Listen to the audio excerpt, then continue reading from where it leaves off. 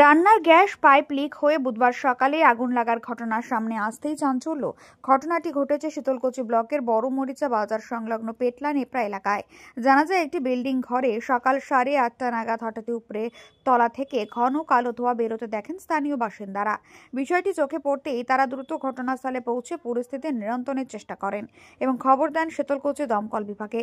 খবর পেয়ে শীতলকুচি দমকলের একটি ইঞ্জিন দ্রুত ঘটনাস্থলে এসে পৌঁছায়। দমকল কর্মীদের প্রায় 1.5 ঘন্টার প্রচেষ্টায় আগুন সম্পূর্ণ নিয়ন্ত্রণে আনা হয়। তবে ততক্ষণে ঘরের প্রায় সমস্ত আসবাবপত্র ও জিনিসপত্র পুড়ে ছাই। বাড়ি ছিল শাহজাহান মিয়া।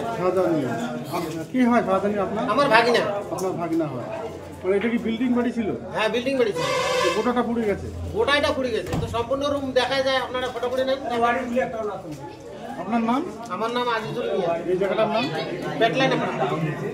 কিভাবে হলো ঘটনাটা?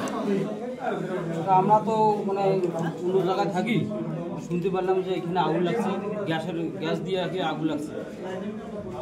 তারপরে কি করলেন? তারপরে দমকল বাহিনীকে ফোন করছে, ও আসছে, আসিয়ে আগুনটাকে নিয়ন্ত্রণ করছে। মানে গ্যাস সিলিন্ডার ফেটে গেছে? হ্যাঁ, গ্যাস লিক হয়ে মানে আগুন লেগে গেছে। কি কি ক্ষয়ক্ষতি হলো?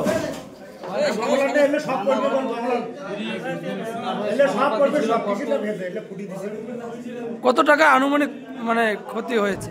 আনুমানিক তো কমসে কম 4-5 লাখ টাকা হবে। এই ঘটনায় কেউ আহত হয়েছে? আহত হয় সবাই, মানে যখন আগুনটা লাগার সাথে সাথে নিচে নেমে চলে গেছে। এখন কি আতঙ্কিত রয়েছেন আপনারা? কি নাম দাদা? নূর আলম মিয়া। এই জায়গাটার নাম পেটলা নেপড়া।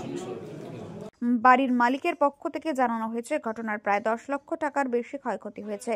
হঠাৎ অগ্নিকাণ্ডের ঘটনায় এলাকায় উত্তেজনার সৃষ্টি হয়। যদিও কোনো প্রাণহানির ঘটনা ঘটেনি, তবে ব্যাপক ক্ষতির মুখে পড়েছে দুর্ঘটনাগ্রস্ত পরিবার। Bureau report, Memari update.